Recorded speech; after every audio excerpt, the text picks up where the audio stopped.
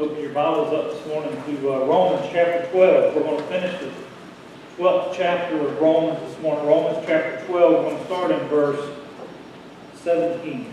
Romans chapter 12, verse 17. While you're turning there, I'll give you an introduction. Romans chapter 12, verse 17. I believe with all my heart this to be true, that there's probably no greater feud that we know about in American history than that of the Hatfields and McCoys. I've done quite a little bit of study on that in the last few months, mainly because we were going to talk about it this morning. But I was just very interested in the history you can find concerning this feud that was going on. There's just been so much talk about it. People talk about it all the time. We refer to that feud, any kind of feuds going on anywhere else. There's been songs written about it. There's been movies made about it.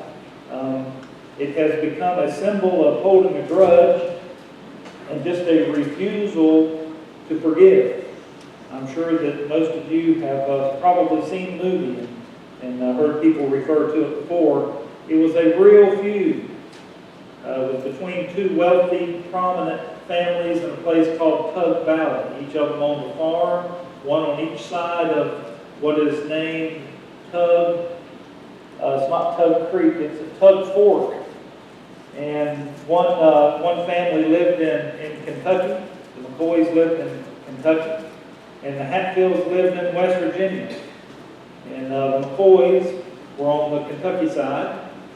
And they had a skirmish. It all started back in 1878 when a man by the name of Randolph McCoy accused Floyd Hatfield of stealing a pig. And back in those days, that was a pretty serious offense. They fought it out best they could. It ended up going to court. The courts couldn't find any wrongdoing, so they threw it out of court. But the harsh feelings remained. And they began to fester, and they began to grow. And in 1882, a man by the name of Ellison Hatfield ran for office. And he was insulted by one of the McCoys. So the story goes that three of the McCoy boys killed Hatfield's son. And so the Hatfields tracked down and killed all three of the McCoy boys.